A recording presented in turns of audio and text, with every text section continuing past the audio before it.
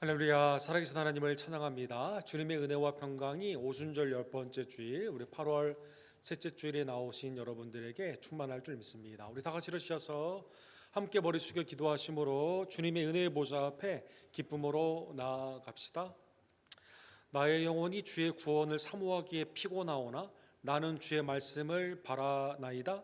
나의 말이 주께서 언제나 나를 안위하실까 하면서 내 눈이 주의 말씀을 바라기에 피곤하나이다. 주의 모든 계명들은 신실하니이다. 그들이 이유 없이 나를 핍박하오니 나를 도우소서. 그들이 나를 세상에서 거의 멸하였으나 나는 주의 법도들을 버리지 아니하였사오니 주의 인자하심을 따라 나를 살아나게 하소서.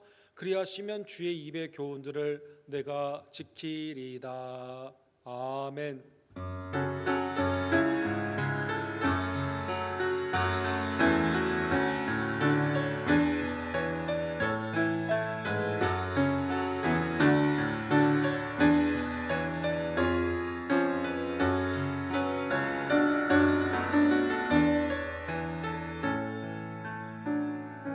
거룩하시고 감사하신 하나님 아버지, 창세전에 우리를 하나님의 은혜의 뜻 가운데 택하여 주시고 아들 그리스도로 말미암아 속량하여 주시며 우리의 죄를 용서하여 주시고 성령 안에서 거듭나며 믿음 안에서 충만케 하시는 복된 은총에 모든 영광과 감사를 올려 드립니다. 오늘도 거룩한 주일 주님의 부활하심을 온전히 믿으며 우리의 천국의 영생의 기쁨을 누리기를 소망하며 믿음 안에서 주님 앞에 예배하기를 원하오니 하나님 이 시간 우리의 예배를 연락하여 주시옵소서. 외주와 대지의 선교제 거룩한 주일의 공동체 예배를 축복하여 주시옵시고 또 우리 교회 17주년을 맞이하여 더욱더 마지막 때에 모이기에 힘쓰며 하나님이 우리에게 맡겨주신 예배와 양육과 봉사와 사랑과 전도와 선교 가운데 온전히 쓰임받을 수 있도록 하나님 이 시간 은혜를 더하여 주시옵소서. 살아계신 예수님을 심령으로 만남으로 말미암아 우리의 모든 염려와 걱정이 사라지고 믿음의 확신으로 오늘 우리에게 주신 사역들을 감당하는 충성스러운 일꾼들로 우리를 변화시켜 주시며 1부와 2부 어린이들의 예배 또 우리 각 순과 선교의 모임 가운데 하늘문을 여시고 하늘의 영적인 지혜와 능력으로 이 시간 충만케 하여 주시옵소서. 예배의 시정일관을 온전히 주님 앞에 의탁하며 예수 그리스도의 이름으로 간절히 기도드립니다. 아멘.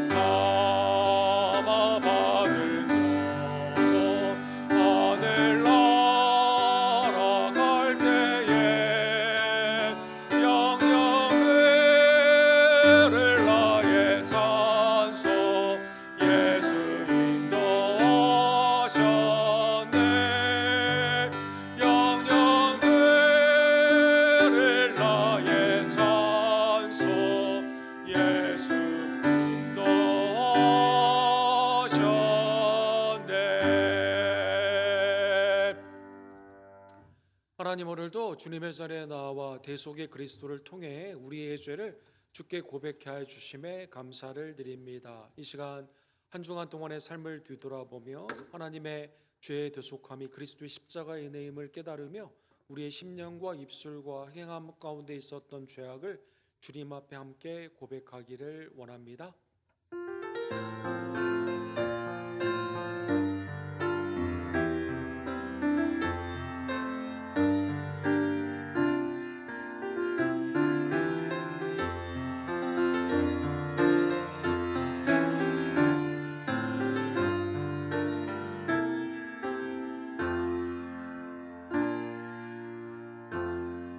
자비와 공의를 풍성하신 하나님께서 주홍빛 같은 우리의 모든 죄를 사랑하는 성도 여러분 그리스도의 피로 용서하여 주셨습니다.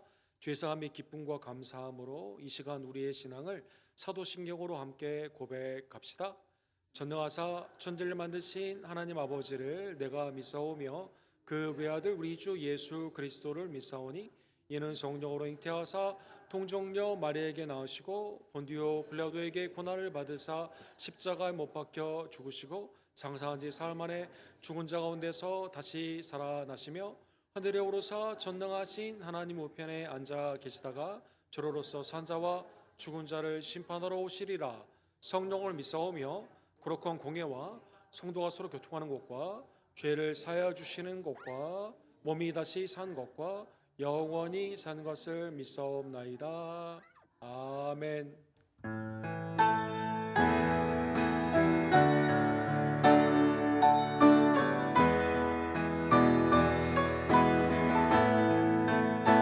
선포하라 선포하라 부활하신 영광의 주 아름다운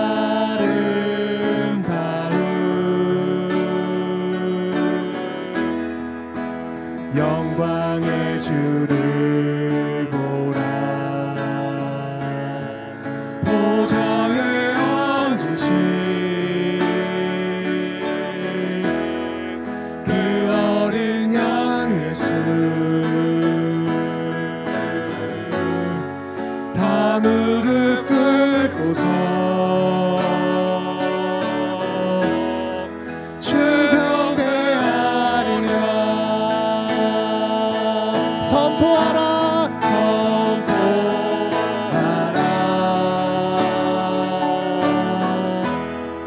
부활하신 영광의 주 하나님과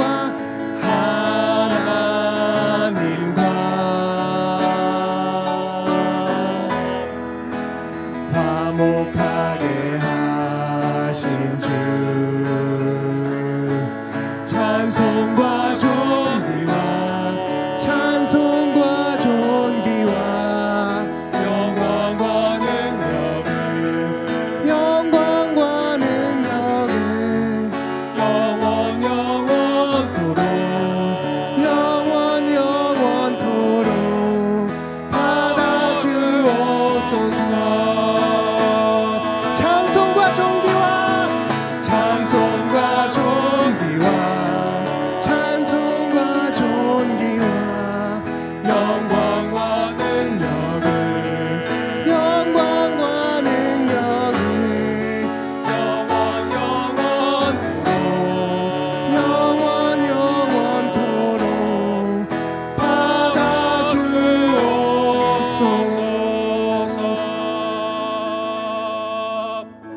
전에 앉아 주실 때 우리 조홍당 권사님께서 우리를 위해서 기도해 주시고 우리 조아라 성도님께서 하나님의 말씀을 대독해 주시겠습니다.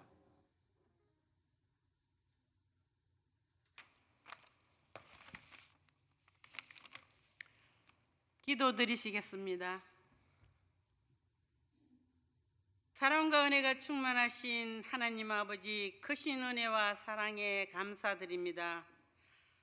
오늘도 거룩한 성일에 주님 앞에 나와 찬양과 기도를 드립니다. 주님 홀로 영광 받아 주시옵소서. 저희들 지난 한 주간도 주님의 뜻을 온전히 따르지 못하고 살았습니다. 이 시간 회개하며 용서를 구합니다.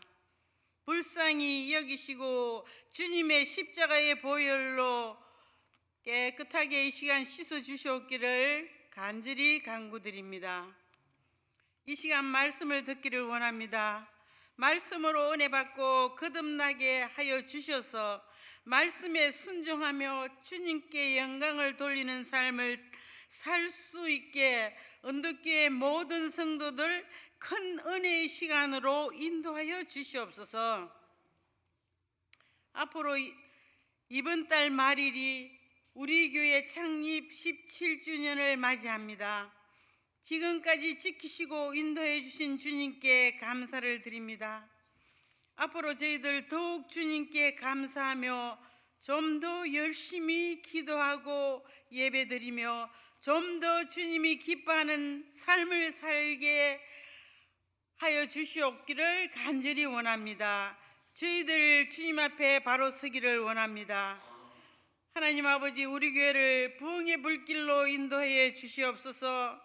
말씀이 왕성한 교회이오니 많은 사람들이 와서 듣고 말씀 안에서 변화를 받아 믿지 않는 자들을 주께로 인도할 수 있는 능력의 성도들이 되고 싶습니다. 주님 이끌어 주시옵소서. 주님이 오셨을 때 주여 어서 오시옵소서 두 팔 벌려 환영하며 천국으로 가는 백성들이 다 되게 믿음의 믿음을 대해 주시기를 간구드립니다. 세상에는 너무나 많은 일들이 일어나고 있습니다. 전쟁과 기근과 홍수와 환란들이 목숨을 뺏어가고 있습니다. 주님 불쌍히 여기서 정말 이런 환란에서 건져 주시기를 기도드립니다. 전 세계에 있는 믿음의 사람들이 모두 회개하고 기도하여 이 어려운 세대를 잘 이길 수 있게 믿음의 능력과 힘을 주시옵소서. 하나님 아버지, 이 어려운 세상에서 복음을 전하러 가신 선교사님들 주신 사명 이루는데 주님이 눈동자처럼 지키시고 보호하여 주시옵소서. 저희들의 기도로 협력하는 선교지 김성호 선교사님과 조재명 목사님, 데비김 목사님, 하나님께서 붙드시고 함께해 주셔서 주신 사명 잘 이루게 해 주시기를 기도드립니다. 또 페루와 아쿠나와 델리오에 뿌려놓은 씨앗들 자라게 해주셔서 열매가 맺히고 곡식을 거둘 수 있도록 주님께서 보살펴 주시옵소서. 또 우리 교회 교육부를 위해 기도드립니다. 어린아이들이 말씀으로 성장되어 미래의 일꾼들이 되게 주님이 키워 주시옵소서. 각 성교회와 순돌이 하나 되어 주어진 사명을 잘 이행하여 성숙한 교인들로 성장되기를 하나님 앞에 간구드립니다. 하나님 아버지, 우리 사랑하는 박세희 집사님의 아버님께서 한국에서 수술을 앞두고 계십니다. 하나님께서 함께하여 주셔서 좋은 의사를 만나서 정말 주의 손길과 의술과 함께하여 좋은 결과가 나타나서 좋은 소식을 들을 수 있도록 주님께서 함께해 주시옵기를 간절히 간구하고 기도드립니다. 우리 교회 육신의 질병을 가진 분들이 많이 있습니다. 연로하신 분들, 어머님들 하나님 지켜보아 주시옵시고 주님 만나는 그날까지 건강을 회복시켜 주셔서 주님 앞에 정말 기도하면서 주여 어서 오시옵소서 그날을 기대할 수 있는 건강함으로 하나님께서 회복시켜 주시기를 간절히 간구하고 기도드립니다. 오늘도 말씀을 전하신 우리 담임 목사님 옥승훈 목사님 말씀 위에 주님의 은혜를 더하여 주시옵고 성령의 충만함을 더하여 주셔서 듣는 이들로 하여금 큰 은혜를 받아서 새로운 변화를 일으킬 수 있는 이 시간이 되기를 간절히 간구하고 기도드리며 우리를 위하여 십자가 지시고 우리를 위하여 아버지 다시 살아주신 예수님의 이름으로 감사하며 기도드렸사옵나이다. 아멘.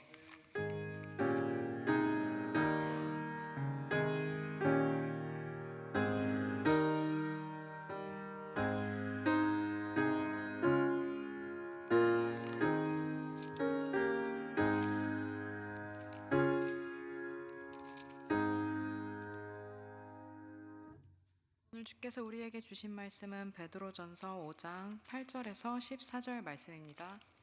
봉독하겠습니다. 근신하라 깨어라 너희 대적 마귀가 우는 사자같이 두루 다니며 삼킬 자를 찾나니 너희는 믿음을 굳건하게 하여 그를 대적하라. 이는 세상에 있는 너희 형제들도 동일한 고난을 당하는 줄 알미라. 모든 은혜의 하나님 곧 그리스도 안에서 너희를 부르사 자기의 영원한 영광에 들어가게 하시니가 잠깐 고난을 당한 너희를 친히 온전하게 하시며 굳건하게 하시며 강하게 하시며 털을 견고하게 하시리라. 권능이 세세 무궁하도록 그에게 있을지어다. 아멘. 내가 신실한 형제로 아는 실루아노로 말미암아 너희에게 간단히 써서 권하고 이것이 하나님의 참된 은혜임을 증언하노니 너희는 이 은혜를 굳게 서라. 택하심을 함께 받은 바벨론에 있는 교회가 너희에게 문안하고 내 아들 마가도 그리하느니라. 너희는 사랑의 입맞춤으로 서로 문안하라. 그리스도 안에 있는 너희 모든 이에게 평강이 있을지어다. 아멘.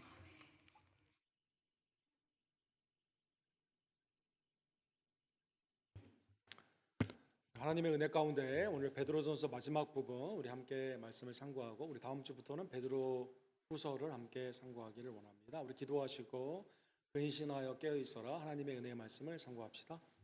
사랑과 자비가 풍성하신 하나님 아버지, 오늘도 하나님의 절대 진리의 말씀을 증거하며 받으며 또 믿으며 행할 수 있는 복된 은혜를 주심에 감사를 드립니다. 마지막 때 하나님이 기뻐 받으시는 거룩한 충성된 종들이 되기를 원하오니 세상을 본받지 아니하고 믿음 가운데 깨어 기도하며 오시는 주님 앞에 잘했다 칭찬받는 우리 언덕교회 모든 성도님들이 될 수 있도록 이 시간 말씀으로 하나님 역사하여 주시옵소서. 예수 그리스도의 이름으로 간절히 기도합니다. 아멘. 노아의 홍수 후에 노아가 바깥으로 나와가지고 이 포도주를 만들었다는 것은 인류의 역사 가운데 술이 상당히 오랫동안 우리의 삶 가운데 많이 이렇게 점철돼 있음을 알려주는 사건이 됩니다. 노아는 술이 취해 자기의 옷이 벗은 줄 모르게 되는 실수를 범하게 되죠. 그 이후에 성경에서는 술 취함에 대해서 경고가 약 구약에서만 70번 정도, 우리 새벽기도의 잠언을 보고 있지만 특별히 잠언에서 남자들에 대해서 술 취함을 이렇게 경고하는 경우가 많이 있고, 신약에서도 약 12번 정도 술 취함과 방탕함은 하나님의 나라를 위협으로 받지 못하는 죄악의 그러한 증거가 됩니다. 반대로 성경에서는 이 단어의 반대가 되는 sober minded, 우리 근신하라는 말이 신중하라는 말과 더불어 주님이 오시는 그날 앞에 계속 반복형 명령으로 되어 있습니다. 오늘 근신하여 깨어 있으라는 그 말씀을 함께 상고하기를 원합니다. 이 알렉산더 대왕이라는 분이 계시죠. 오늘날 서양 문명의 가장 큰 기둥을 기독교와 더불어 전에 세웠던 그 기둥을 생각하면 알렉산더를 생각해 볼 수가 있습니다. BC 356년에 태어나서 20살 때였던 336년에 이제 그 헬라의 왕으로 나라를 통합을 하게 되고, 그 다음에 이제 동쪽으로는 인도까지, 북쪽으로는 중유럽, 그 다음에 남쪽으로는 아프리카까지 세 개의 대륙을 이렇게 정복을 하게 됩니다. 그리고 인도 앞에서는 더 이상 정복할 땅이 없어가지고 울었다고 하죠. 알렉산더 대왕 주위에는 아주 훌륭한 그러한 부하들이 많이 있습니다. 그 중에서 이 클리터스라고 하는 그 유명한 장군이 있었는데, 이 알렉산더가 전쟁에서 죽을 고비를 몇 번 넘길 때마다 이 클리터스가 이 알렉산더를 구해주는 그러한 생명의 은인과 같은 그러한 사람이었습니다. 그런데 BC 328년도에 이 알렉산더가 아마 술을 자주 먹었던 것 같습니다. 이 술을 굉장히 많이 먹는 그러한 사람인데, 이때 이 술자리에서 알렉산더가 이 부하들과 함께 이 전략에 다른 의견을 내는 것 가운데 다툼이 있었다고 하죠. 그래서 이 술김에 화가 나가지고 창을 던졌는데, 이 창을 누구한테 던졌냐면 자기의 생명의 은인인 부하였던 이 클리터스라는 이 사람에게 이 창을 던짐으로 말미암아 역사의 기록에 보게 되면 이 창이 바깥으로 뒤에 나갈 정도로 그 가운데 즉사를 했다고 하죠. 그래서 술 취함 가운데 이게 생명의 은인, 자기의 충성스러운 부하를 죽였습니다. 그리고 어떻게 했을까요? 그 다음날 술이 깬 후에 이 시신을 안고 펑펑 울었다고 합니다. 자기는 술 취함 가운데 부하를 죽였기 때문에 헬라의 제국을 이끌어가지 못하는 천하의 죄인이다라고 고백을 하고, 그리고 술을 당장 끊겠다라고 그때 고백했다고 합니다. 술을 끊었을까요? 근데 술을 끊지 못하고 알렉산더는 계속 술을 마셨다고 하죠. 그가 323년도에 BC 323년도에 급사를 하게 되었는데, 많은 학자들은 적어도 4군데 5군데 기록을 보게 되면 술 취함 가운데 아마 알코올 중독으로 죽었을 것이다라고 이렇게 추정을 하고 있습니다. 헬라는 그 이후 어떻게 됐을까요? 나라가 갈라지게 되죠. 그리고 신생으로 떠오르게 되는 나중에 로마로 완전히 헬라 문명이 이제 멸망을 하게 됩니다. 사랑하는 성도 여러분, 오늘 본문에 보면 베드로 사도께서 가장 많이 사용한 단어 중에 하나가 근신한다라는 단어입니다. 예를 들어 베드로전서 1장 3절, 베드로전서 4장 7절에 보면 이 근신이라는 단어를 이렇게 씁니다. 그러므로 너희 마음의 허리를 동이고 근신하여 그리스도에 나타나실 때 너희에게 갖다 주시는 은혜를 온전히 바랄지어다. 베드로전서 4장 7절에도 만물이 마지막에 가까이 왔으니 그러므로 너희는 정신을 차리고 근신하여 기도하라. 몇 번이나 강조를 하고 있는 것이죠. 로마에 흩어져 있는 성도들에게 오시는 주님 앞에 지금 이 세상은 근신과 반대되는 술 취함과 방탕함의 세상인데, 성도는 세상과는 달리 근신하여 깨어 있어야만 된다는 것입니다. 5장 8절에 보면 근신하라 깨어라 너희 대적 마귀가 우는 사자같이 두루다니며 삼킬 자를 찾느니라. 근신, 여러분 술이나 아니면 마약 아니면 다른 것에 중독이 되어 있다가 제정신으로 돌아왔다라는 것을 뜻하는 단어가 근신입니다. 근신, 술 취함에 특별히 반대가 됩니다.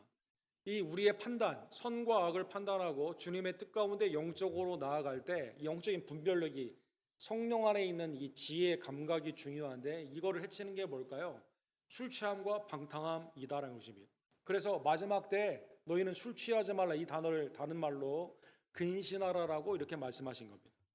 깨어있다라는 뜻은 무엇일까요? 당시에 이 성을 지키는 사람들이 경비병들이 쓰죠. 성경에서는 파수꾼이라는 단어도 씁니다.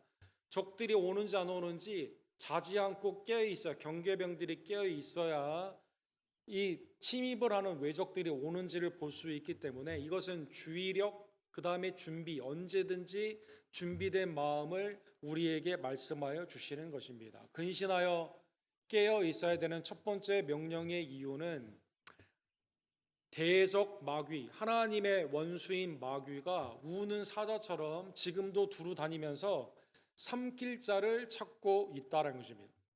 사랑하는 성도 여러분, 성경의 마귀, 그 다음에 사탄, 그 다음에 악한 영, 이러한 악한 자, 이런 단어로 여러 단어로 사용이 되어 있죠. 13세기에 중세 그 베네딕틴이라고 하는 우리 수도원에서 이 연구를 했습니다. 수도사들이 연구를 했어요. 성경에 나오는 사탄 마귀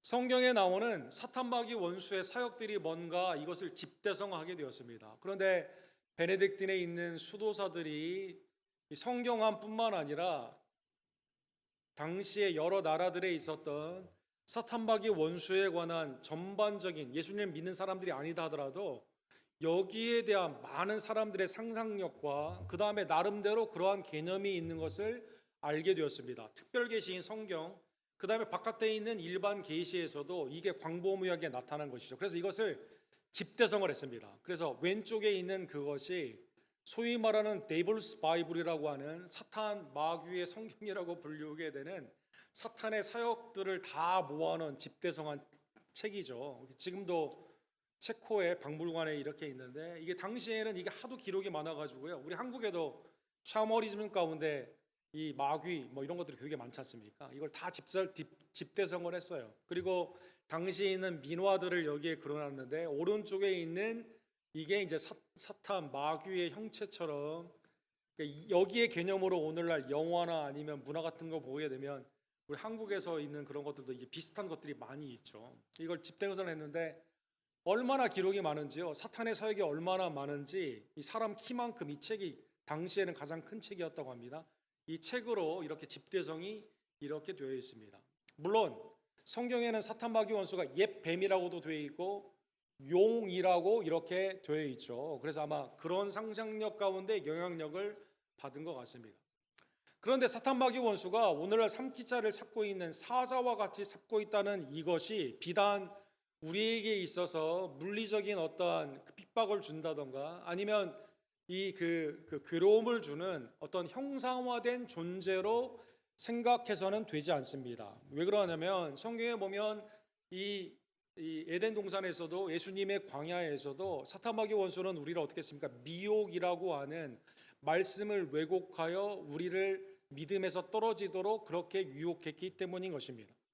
1942년도에 이 BBC하고 영국의 가디언지의 이 방송과 이 글을 기독교적인 관점에서 썼던 C.S. 루이스라고 하는 변증가가 있습니다. 당시에 그 영국의 독일과의 전쟁에서는 갑자기 교회 사람들이 1930년과 40년대에 교회에 이제 모여서 하나님께 간구하며 굉장히 뜨거움으로 이제 그 세상이 아니라 다시 성경으로 돌아가는 부흥의 역사가 2년 동안 지속되다가 이 전쟁이 오래되니까 사람들이 피곤하죠. 그 다음에 그 전쟁이 끝나지 않고 이게 다시 뉴 노멀 전쟁의 상황 가운데 적응하다 보니까요. 교회에 많은 사람들이 왔다가 다시 나오지 않게 되었다고 합니다. 그 다음에 이제 이분이 섬기는 교회가 홀리 트리니티 상삼위일체라는 옥스포드에 있는 교회였는데 사람들이 예배에 집중을 하지 못하는 거예요.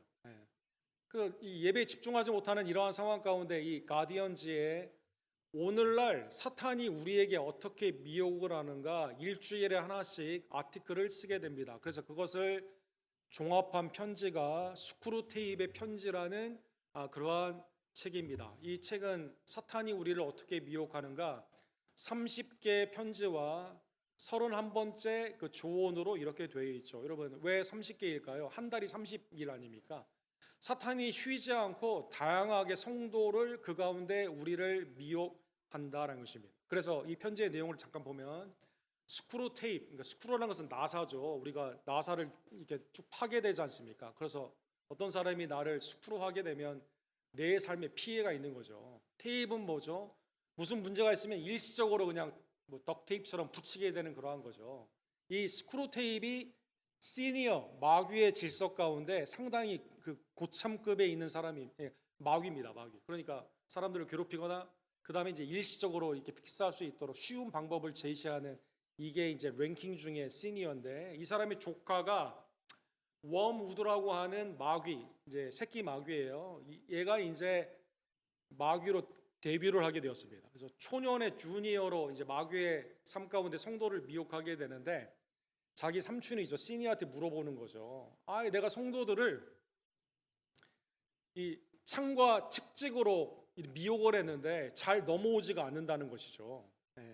그래서 좀 조언을 달라 이렇게 말을 하게 됩니다. 그러니까 이제 시니어인 이 스크루테이프이 조언을 해줍니다. 웃으면서 나도 처음에는 그 방법 많이 써봤다고. 근데 창과 칼로 사람들을 핍박하게 되면 오히려 믿음이 강해진다는 것이죠. 그래서 매우 미묘하게 사람들을 유혹해야 된다는 것입니다. 그래서 그 방법을 그러니까 한 달이 30일이니까 다양한 방법을 쓰라는 것입니다. 예를 들면 이렇게 말합니다. 논증이나 생각하지 못하도록 이성 같은 것을 마비시키라는 겁니다. 교회의 실망스러운 행동 이거를 극대화시키라는 것이죠. 탐욕이나 탐식을 이용하라라고 말을 하게 됩니다. 성도 간에 싸움거리가 있거나 이간거리가 있으면 이것을 극대화하라는 것입니다.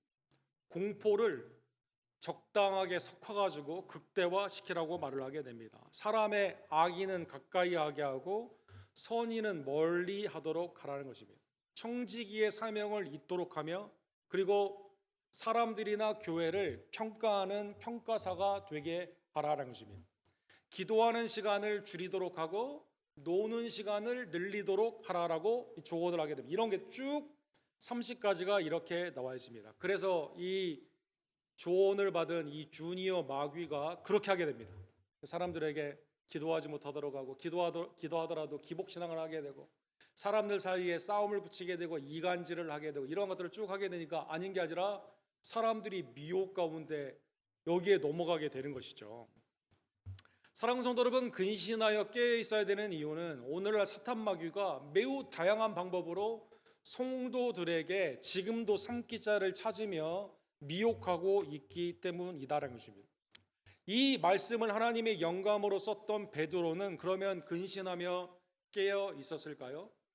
베드로 스스로의 경험을 보게 되면 그도 이렇게 하지 못했던 죄인임을 알 수가 있습니다. 마태복음 24장에 보면 겟세마네 동산에서 예수님은 이 잔이 내게서 지나가기를 원하는 세 번의 기도를 하시게 되었을 때 베드로와 요한과 야고보와 더불어 함께 기도하기를 원했습니다. 그리고 한 번 기도할 때마다 와서 제자들이 기도하는지를 체크하게 되죠. 이때 제자들이 어떻게 했죠? 다 자게 됩니다.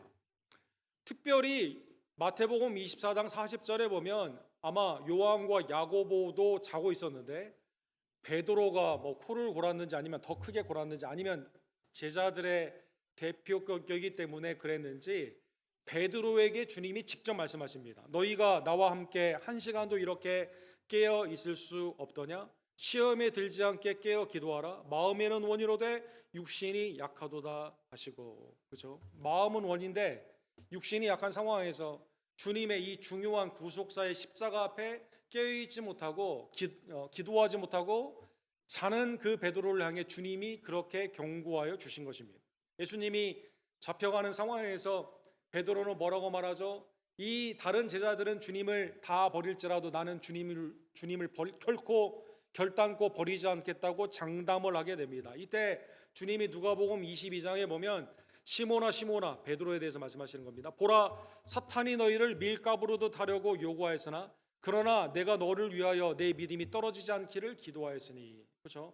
사탄이 하는 건 뭘까요? 이 밀가부르듯 이 밀을 이렇게 하게 되면 곡식하고 바람으로 나누게 되듯 옆으로 요동치지 않습니까? 믿음에서 떨어지도록 하는 것이 사탄의 사역인데, 여러분 신약 성경에 보면 예수님의 제자 중에 사탄과 직결되어 있는 두 사람의 실명이 언급되어 있는데 가룟 유다, 사탄이 들어가 예수님을 팔 생각 가운데 주님을 이제 팔게 되죠. 그런데 놀랍게도 베드로가 두 번이나 이 사탄과 관련된 이 연관어로 등장을 하게 됩니다. 마태복음 16장에 보면 십자가를 지시는 예수님에게 주님은 결단코 그렇게 하지 못합니다라고 맞게 되죠. 주는 그리스도시요 살아계신 하나님의 아들이라고 칭찬을 받았던 혈육이 아니라 아버지께서 알게 하신 그 믿음의 고백을 칭찬하셨던 예수님이 사탄아 내 뒤로 물러가라라고 말씀하여 주시게 됩니다. 그래서 깨어있지 못한 베드로, 자기가 경험한 겁니다. 중요한 시기에 주님 앞에 기도하지 않고 깨어있지 못하며 근신하지 않고 세상 가운데 나의 의 가운데 비교의 의로 나타냈던 자기의 장담에 무너졌던 예수님이 그 가운데 부인한 다음에 닭이 울 때 세 번이나 부인하고 닭이 울 때 슬피 울었어야 되는 베드로가 이걸 깨닫고 마지막 때 사탄마귀의 원수에 미혹되지 않도록 근신하여 깨어 있으라라는 것입니다. 반면 사탄이 성도들을 믿음에서 떨어지도록 하기를 원하지만 예수님은 뭐라고 계시죠? 예수님은 믿음이 떨어지지 않도록 우리를 위해 중보 기도하고 계시는 것입니다. 첫 번째, 대적마귀 원수가 삼킬 자를 지금도 찾고 있는 이때에 근신하여 우리는 깨어 있어야만 됩니다. 두 번째로 근신하여 깨어 있는 것이 수동적인 방법이라면 적극적인 방법이 있죠. 그것은 9절에 나와 있습니다. 우리 9절 우리 다 같이 읽도록 하겠습니다. 너희는 믿음을 굳건하게 하여 그를 대적하라. 이는 세상에 있는 너희 형제들도 동일한 고난을 당하는 줄 알미라. 그렇죠? 수동적인 방법이 근신하여 깨어있는 것이라면 적극적인 방법은 믿음으로 굳게 하여 믿음으로 싸우는 것입니다.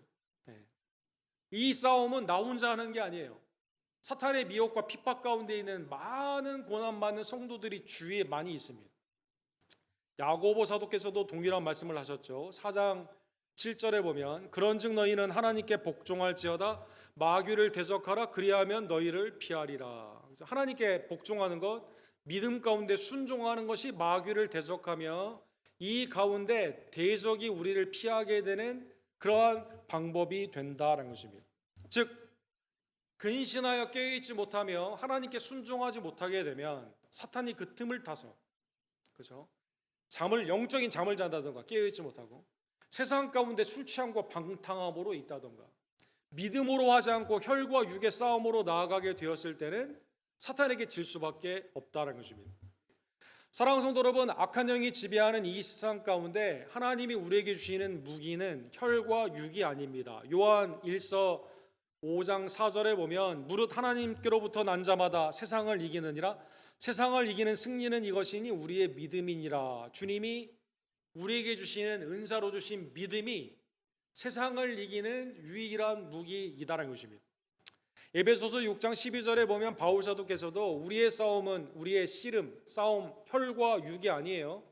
공중 권세를 잡은 악한 영과의 싸움입니다. 그러기에 하나님의 전신갑주를 입고 우리는 싸워야만 됩니다. 골로새서 2장 15절에 보면 왜 믿음이 유일한 방법일까요? 우리의 믿음의 주 온전케 하시는 예수님이 십자가와 부활로 승리하셨기 때문인 것입니다. 계시록 12장 11절에 보면 왜 믿음이 유일한 방법일까요? 우리를 대신하여 싸우신 대장 예수, 승리하신 그리스도와 하나가 되는 방법, 그 승리에 참여하는 방법은 오직 믿음밖에 없기 때문이다라는 것입니다.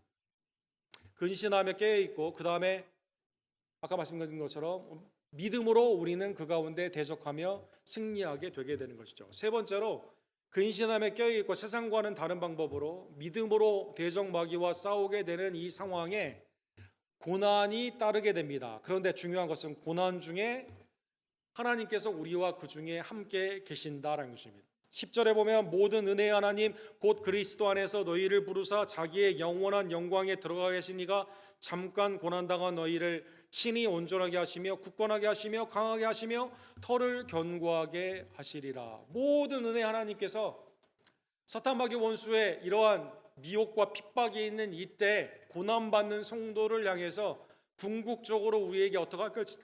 잠깐 있는 이 고난이 끝나게 되면 하나님의 영광으로 우리를 인도하여 주시게 되는 것이죠. 우리의 믿음이 그리스도 안에서 온전케 됩니다.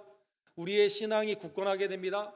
우리가 약한 게 아니라 강하게 됩니다. 오히려 고난 중에 믿음이 자라나게 되며 신앙이 더 견고하게 되기 때문이다라는 것입니다. 바울 사도는 성령의 기쁨으로 말씀을 받고 고난 가운데도서 믿음을 지켰던 데살로니가 교회를 향해 데살로니가후서 3장 3절에 마지막 말씀으로 이렇게 주시죠. 주는 믿부사 너희를 굳건하게 하시고 악한 자에게서 지키시리라. evil one, 악한 자에게서 하나님께서 신실하신 예수 그리스도의 신실하신 은혜로 하나님께서 우리를 지켜주시게 되게 되는 것이죠. 네 번째 마지막으로 베드로 사도께서는 신앙 가운데 고난 중에 있는 자, 사탄의 미혹과 핍박 가운데 있는 자, 그 다음에 네로의 황제 가운데 로마의 방탕한 사회 가운데 있는 자가 무엇 위에 서야만 될까요? 그것은 주님의 은혜 위에 서야만 된다라고 말씀하여 주십니다. 12절에 보면 내가 신실한 형제로 아는 실로아노로 말미암아 너희에게 간단히 써서 권하고 이것이 하나님의 참된 은혜임을 증언하노니 너희는 이 은혜에 굳건하게 서라. 하나님의 모든 은혜가 풍성하신 하나님이 우리를 굳건하게 하시고 강하게 하시고 견고케 하시게 되는데 그래서 그 은혜 위에 우리는 굳건히 서야만 되는 것입니다. 사랑하는 성도 여러분, 고린도전서 15장에 보면 주님이 우리에게 주시는 궁극적인 은혜는 무엇일까요? 그것은 구원의 은총이죠. 예수 그리스도께서 나를 위해 십자가를 지시고 죽으시고 부활하신 이것을 믿는 자에게 주시는 그 은혜는 영생의 은혜를 주시는 구원의 축복이다라는 것입니다. 바울 사도께서도 부활을 설명하시며 고린도전서 15장에 보면 바울이 지어낸 게 아니에요. 바울이 어디서 그냥 얻은 게 아닙니다. 이것은 역사적인 예수님으로부터 제자들을 통해 그리고 나에게 전해주신 말씀입니다. 너희가 만일 내가 전한 그 말을 굳게 지키고 헛되이 믿지 아니하면 그로 말미암아 구원을 받으리라. 구원은 말씀 안에 있는 거죠. 그 말씀은 복음이죠. 복음은 무엇입니까? 그리스도께서 나를 위해 죽으시고 3일 만에 부활하셨다는 것입니다. 믿는 모든 자에게 하나님이 예외 없이 차별 없이 구원의 은총을 허락하여 주시게 되는 것이죠.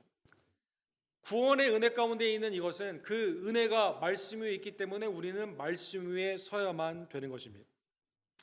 자, 여기까지 하고 오늘 본문에 보면 서신이 끝난 것처럼 보입니다.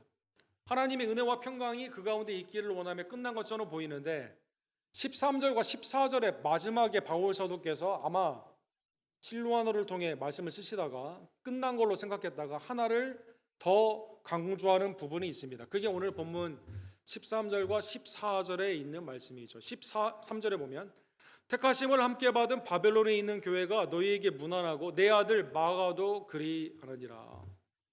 아주 성경에 교회가 지금 어디에 있냐, 지교회에 대한 말씀이 있는데, 예를 들어 아시아에 흩어져 있는 갑바도기아를 중심으로 흩어져 있는 오늘 터키와 로마의 제국 안에 있는 나그네와 같은 교회들을 1장에 말씀하셨는데요. 오늘 보면 13장에는 바벨론의 교회가 있다라고 말씀해 주십니다. 오늘날 교회는 어디에 있을까요? 미국으로 말을 하면 청교도가 있었던 매사추세츠에도 교회가 있지만 신시리라고 불리우는 라스베가스에도 교회가 있죠. 여러분, 바벨론, 오늘 본문에 보면 바벨론이라는 곳에 교회가 있다는 것입니다. 바벨론은 어디일까요? 오늘 본문에 은유적인 단어로 썼습니다. 바벨론은 당시에 로마를 상징하는 곳입니다. 바벨론은 로마의 권력이 파운데이션, 기초가 됩니다. 네로가 황제이고 로마의 군사와 경제력으로 팩스 로마나 로마의 평강으로 유지가 되는 이 군사의 창과 칼 위에 있는, 그 다음에 로마의 당시의 동전, 이 돈 위에 있는 그러한 제국이다라는 것입니다. 성경적으로 보면 느부갈네살 왕이 남유다, 바벨론의 왕이었던 느부갈네살 왕이 남유다를 멸망시키죠. 성전을 회파하게 됩니다. 그런데 오늘 본문에 보면 로마가 바벨론이다라는 거죠. 그러한 의미에서 바벨론의 그 흔적을 따라 로마는 어떻게 될까요? 세상의 나라는 다 멸망하게 되는 것입니다. 세상의 당시의 전쟁은 무엇입니까? 방탕과 술 취함과 정욕의 욕망이었습니다. 이 바벨론에 그런데 복음이 들어가서 하나님의 나라가 서게 되는 것이죠. 교회의 반석은 어디일까요? 교회의 반석은 예수님이시죠. 복음, 믿음의 반석 위에 그리스도의 나라, 교회가 세워지게 되고 교회의 머리는 예수님이십니다. 교회는 이 세상에 하나님의 나라를 예표하죠. 교회는 영원합니다. 그래서 사랑하는 성도 여러분, 계시록에 보면 하나님의 영원한 나라로 그리스도가 우리의 신랑이고 우리가 그의 신부가 되어 하나님의 영원한 나라에 그 교회가, 새하늘과 새 땅이 교회가 되는 것입니다. 교회의 정신은 무엇일까요? 탐욕이나 욕망이 아닙니다. 이 나라는 사랑이다라는 것입니다. 역사적으로 바벨론은 539년도에 멸망을 했습니다. 어떻게 멸망을 했을까요? 다니엘서 5장에 보면 바벨론의 마지막 왕이었던 벨사살이라는 왕이 있죠. 이 사람이 이제 자기의 귀족 1000명을 불러다가 술을 진탕 마시는 축제를 열게 됩니다. 그런데 이 술잔을 어디에서 쓰죠? 느부갈네살 왕이 예루살렘에서 가져왔던 성전에 썼던 기구들에게 술을 부어가지고 마시게 됩니다. 술을 마시는 그 와중에 손이 하나 나타나가지고 글을 쓰게 되죠. 그래서 깜짝 놀라 아무도 풀지 못하는 이 이상한 말들의 가운데 마음이 낙심을 하게 됩니다. 이 글은 무엇이었습니까? 메네메네 데겔 우르바신이었습니다. 자신의 마술사들이나 그 현자들은 풀지 못하는 이것 가운데 다니엘이 이것을 풀어주게 됩니다. 저울질을 했어요. 부족함이 나타났습니다. 그래서 나누어지게 되는 겁니다. 이 사건은 무엇일까요? 하나님 앞에 교만하여 성전의 집기에 술을 진탕 마시는 술 취한, 그러니까 근신과 반대되는 술 취함 가운데 있었던 이 나라, 이 왕은 어떻게 됩니까? 그날 밤에 하나님이 쳐서 죽임을 당하게 됩니다. 이 나라는 어떻게 됩니까? 하나님의 영광에 부족했던, 교만했던 이 나라는 메대와 바사로 갈라지게 된다는 것입니다. 바벨론의 이 나라는 역사적으로 멸망을 했습니다. 그런데 오늘 본문에 보면 베드로 사도께서 이 로마가 앞으로 멸망당할 그러한 바벨론이다라는 것입니다. 사랑하는 성도 여러분, 어거스틴이라는 우리의 그 유명한 그 성자 어거스틴이라고 불리우는 기독교의 기초를 놓은 신학자가 있죠. 이분이 쓰신 City of God이라는 하나님의 도성이라는 책이 있습니다. 이 책에 보면 두 나라가 우리 가운데는 비슷하게 보이지만 사실은 이렇게 두 나라가 겹쳐서 우리 가운데 있는 것을 말씀해 주시죠. 하나는 세속의 나라입니다. 그럼 로마입니다. 로마에 살고 있는 당시의 사람들은 로마가 영원하다고 믿었어요. 로마를 믿고 살게 되면 영원히 살 수 있다고 믿었습니다. 그들의 경제력과 군사력 모든 삶 가운데 이 스피커가 소리가 안 좋아가지고 오늘 설교하기가 굉장히 힘든 상황에서 여러분, 스크루 테이프의 32번째 방법입니다. 여러분, 이 하나님의 도성이라는 책을 쓰신 거죠. 성도들이 하나님의 도성의 백성으로 살아가야 되는데 세속의 백성 가운데 하늘의 시민권을 거부하고 살아가는 경고의 책이 하나님의 도성입니다. 로마는 멸망한다는 거죠. 그리고 로마는 실제로 멸망을 하게 되었습니다. 마틴 루터가 쓴 책 중에 교회 바벨론의 포로다라는 책이 있습니다. 아니, 바벨론은 벌써 멸망했는데 왜 루터는 교회가 바벨론의 포로에 잡혀 있느냐 이렇게 썼을까요? 이것은 당시에 중세의 교회가 세속에 물들어서 예수님의 복음을 잃어버리게 됩니다. 십자가와 부활을 증거하지 않습니다.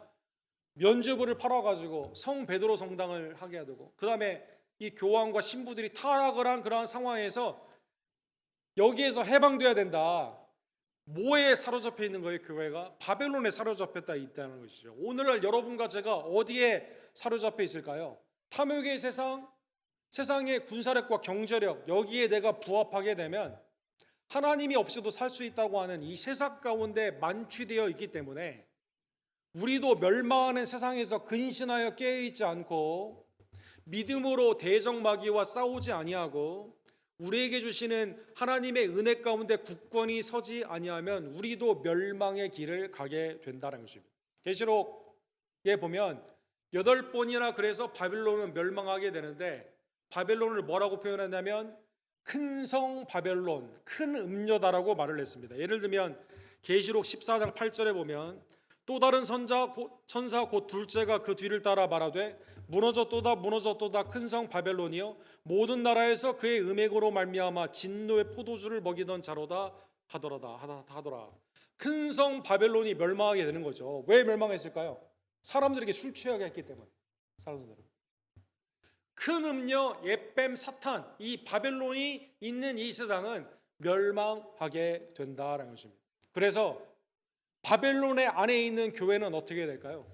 바벨론의 안에 있는 우리 성도들은 어떻게 해야 될까요? 이 바벨론과 같은 이 세속에 살고 있는 여러분과 저는 오직 근신하여 깨어 있으며 믿음으로 대적해야 되며 하나님의 고난 가운데도 함께 있음을 깨달으며 은혜의 아름다운 그 은혜 앞에 굳건히 서야만 되는 것입니다. 오늘 본문의 말씀을 깨달으며 사랑하는 성도 여러분, 히브리서 2장 14절에 보면 하나님은 여러분과 저를 죽음의 종 가운데 마귀에 묶여있던 여러분과 저를 우리를 위해 성육신하셔서 혈과 육을 입으시고 우리를 위해 고난받으시며 십자가에서 우리를 위해 죽으심으로 우리를 해방시켜 주셨음에 그 구속주가 마귀를 멸하여 주셨음에 감사하는 주의 종 되기를 간절히 원합니다. 자녀들은 혈과 육에 속하였음에 히브리서 2장 14절에 보면 그도 또한 같은 모양으로 혈과 육을 함께 지니심은 죽음을 통하여 죽음의 세력을 잡은 자 곧 마귀를 멸하시며.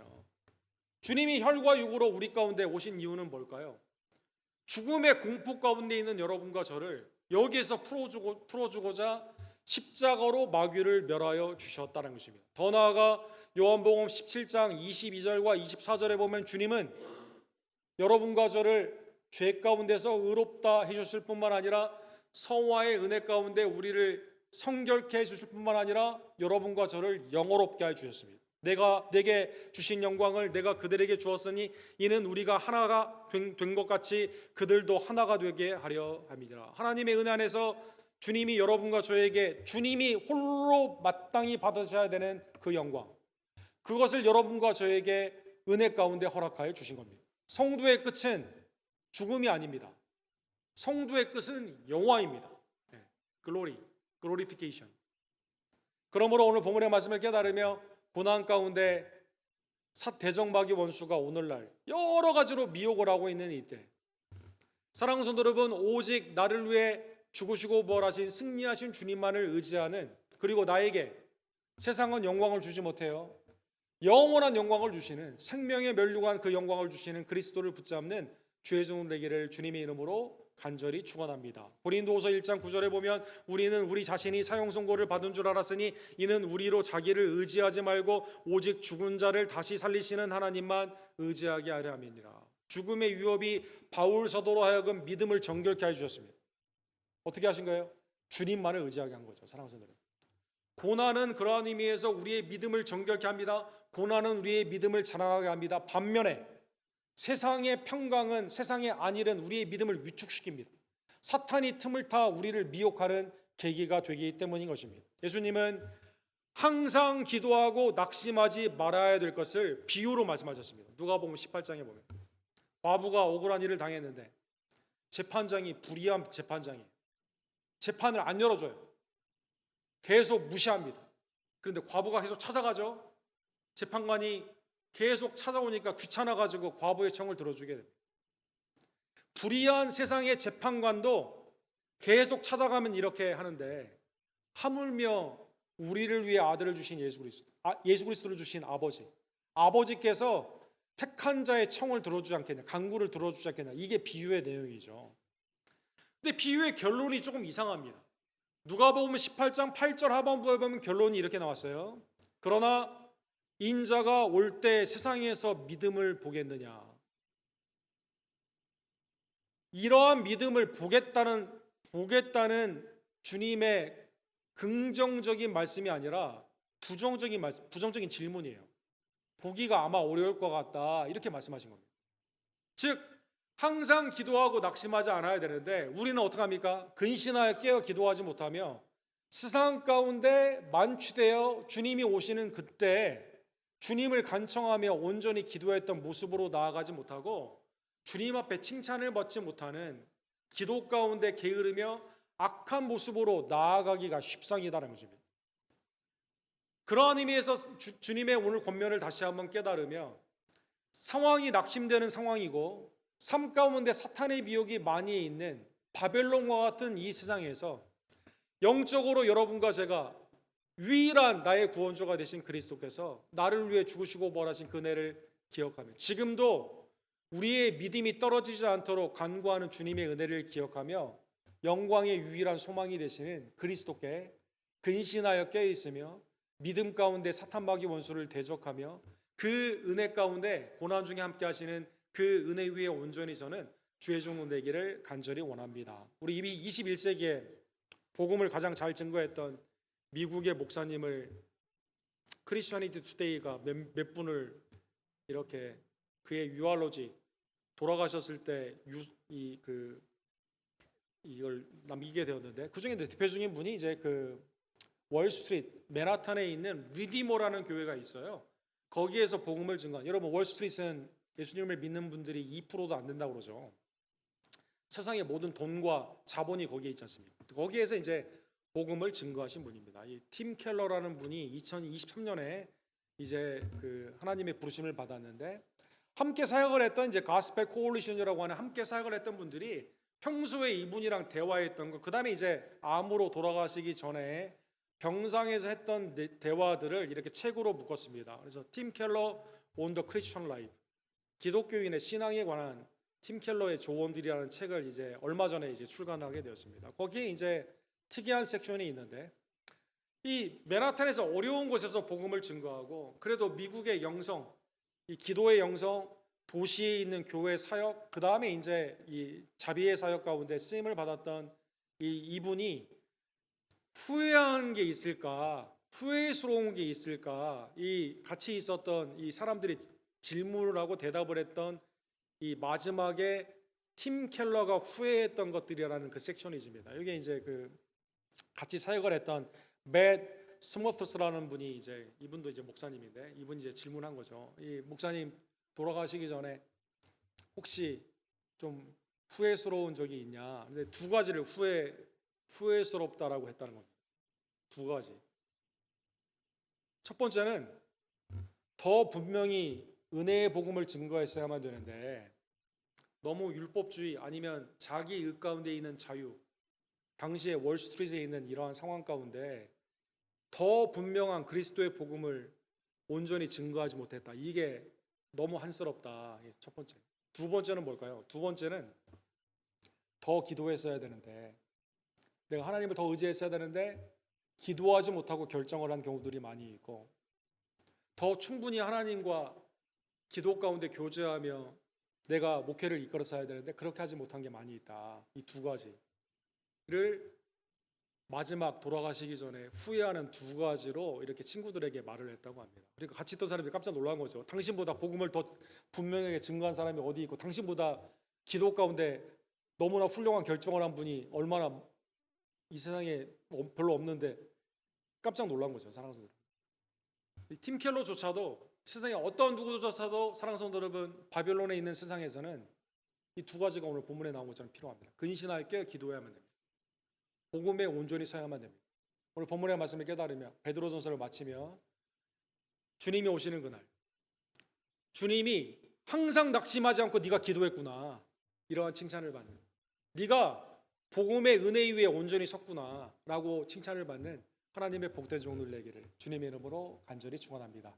사랑과 자비가 풍성하신 하나님 아버지, 오늘 여러 가지 상황 가운데 복음이 잘 증거됐는지 주님 앞에 너무 죄스럽습니다. 하나님 용서해 주시고, 말씀을 전하는 자나 듣는 자나 오늘 복음의 말씀 가운데 다시 한번 정신을 차리며 신중하며 근신하며 깨어 기도하며 고난 가운데 우리의 여러 형제 자매들이 같은 핍박에 있음을 기억하며 믿음으로 대적하며 오시는 주님 앞에 은혜의 굳건히 서는 하나님의 복된 종들 될 수 있도록 주님 역사하여 주시옵소서. 예수 그리스도의 이름으로 간절히 기도합니다. 아멘. 주신 말씀 기억하시면서 주님 다시 오실 때까지 491장 우리 함께 사드립시다.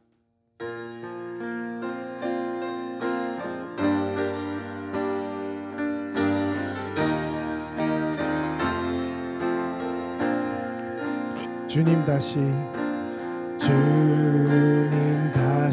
오실 때까지 나는 이 길을 가리라. 좁은 길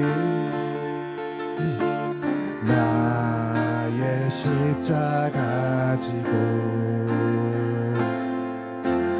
나의 가는 이 길 끝에서 나는 주님을 보리라. 영광의 내 주님 나를 맞아주시리. 주님 다시 오실 때까지 나는 일어나 달려나가리라. 주의 영광 온 땅 덮을 때 나는 일어나 노래하리. 내 사모하는 주님 온 세상 그 주시라. 내 사모하는 주님 영광의 왕이시라. 주님 다시 오실 때까지 주님 다시 오실 때까지 나는 일어나 달려가리라. 주의 영광 온 땅 덮을 때 나는 일어나 노래하리. 내 사모하는 주님 온 세상 그 주시라. 내 사모하는 주님 영광의 왕이시라. 내 사모하는 주님 내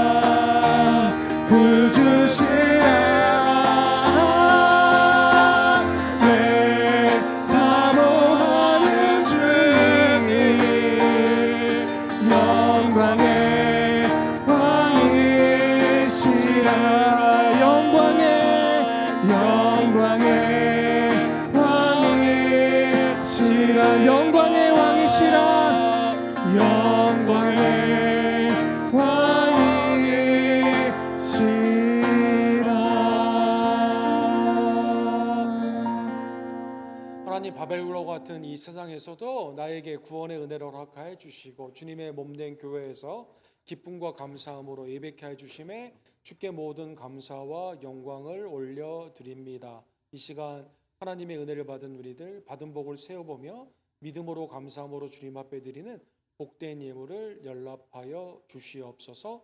함께 기도하시고 준비한 예물을 하나님께 기쁨으로 드립시다.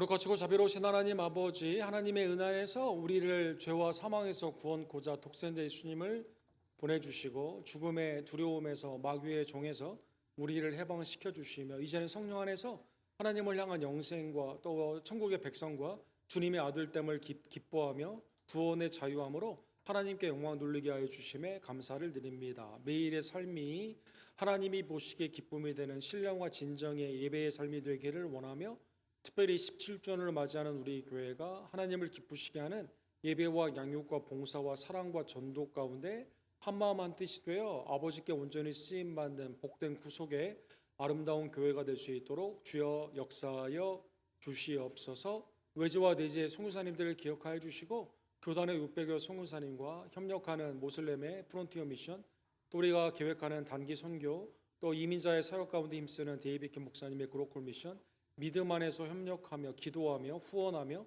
또 우리도 적극적으로 참여하기를 간절히 원합니다. 하나님, 나를 충성스럽게 여겨주셔서 하나님의 은사 가운데 각 직분과 또 순과 선교의 임원들로 삼아주심에 감사를 드립니다. 오직 믿음만이 충성으로 나아가는 길임을 깨달으며 주님과 연합하며 사탄마귀 원수를 대적하며 싸우며 이겨나갈 수 있는 그리스도의 이미 승리한 그 구속사의 기쁨으로 참여하는 하나님의 복된 종들 낼 수 있도록 주님 역사하여 주시옵소서. 함께 협력하는 CFC와 CNN들을 주님 기억하여 주시고 함께 협력하여 선을 이루는 복된 은혜의 부흥이 나타나기를 간절히 원합니다. 하나님, 오늘도 마음에 근심이 있는 자에게 하나님의 기쁨의 평강으로 이 시간 해결하여 주시옵시고 또 하나님의 놀라우신 은혜 가운데 믿음의 담력을 허락하여 주셔서 영혼의 소송함과 육신의 강건함으로 살아계신 하나님을 찬미할 수 있도록 주님 함께하여 주시옵소서. 먼저 주님의 나라와 의를 구하며 주님의 몸된 교회를 위해 수고하고 애쓴 종들을 주님 이 시간 보살펴 주시옵시고 하늘문을 여시며 하늘의 신령한 지혜와 능력으로 충만케 하여 주시고 특별히 계약을 한 우리의 자녀들에게 세상을 이기는 하나님의 지혜와 능력으로 이 시간 충만케 하여 주시옵소서. 특별히 월요일에 수술을 받게 되는 우리 성도님의 가정을 기억하여 주시고 치유의 역사가 나타나기를 원하며 예배에 참여한 모든 지체들을 한 걸음 한 걸음 주님이 앞길의 삶 가운데 친히 인도하여 주시며 주님의 영광 가운데 동참하는 복된 사역이 믿음과 또 섬김으로 각 가정과 지체들의 직장 가운데 충만해질 수 있도록 주님 역사하여 주시옵소서. 믿음 안에서 한 주간도 주님과 동행하며 성령의 충만함으로 세상을 이기는 믿음의 소유의 백성들로 주님 이 시간 축복하여 주시옵소서. 모든 영광과 감사를 받게 합당하신 우리의 구원주 예수 그리스도의 이름으로 간절히 기도드립니다. 아멘.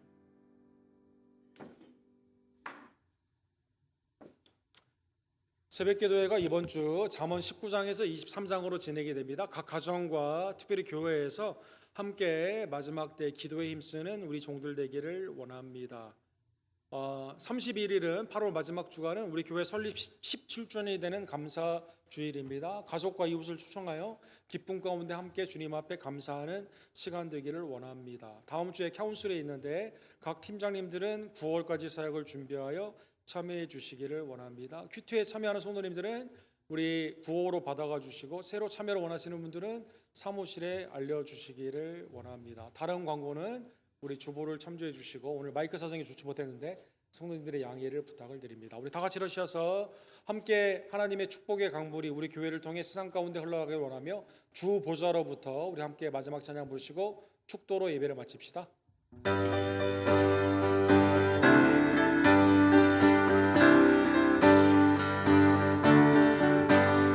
주 보좌로부터 물이 흘러 닿는 곳마다 새로워지네.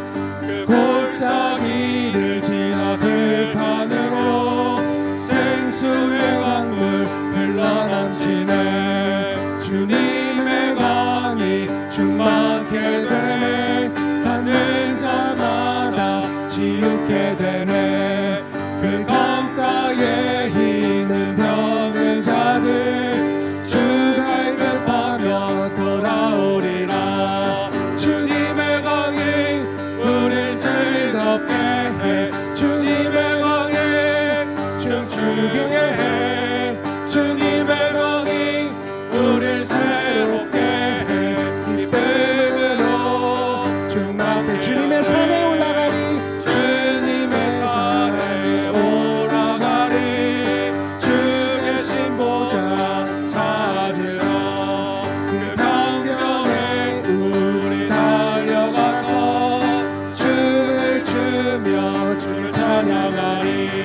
주님의 강이 우릴 즐겁게 해. 주님의 강이 춤추게 해. 주님의 강이 우릴 새롭게 해. 기쁨으로 충만케 주님의 강이 주님의 강이 우릴 즐겁게 해. 주님의 강이 춤추게 해. 주님의 강이 우릴 새롭게 해. 기쁨으로 충만케 하네. 지금은 우리의 구원주 예수 그리스도의 은혜와 아버지 하나님의 극진하신 사랑하심과 성령 하나님의 감동 감화하심이 근신하여 깨어있기를 원하며 고난 가운데 주님의 함께하심을 믿으며 믿음으로 사탄마귀 원수를 대적하며 주님의 은혜의 반석 위에 굳건히 서기를 간절히 원하는 우리의 예배에 나온 모든 죄들 머리머리 위에 각 가정과 생업 위에 지금부터 영원토록 함께 있을지어다. 아멘.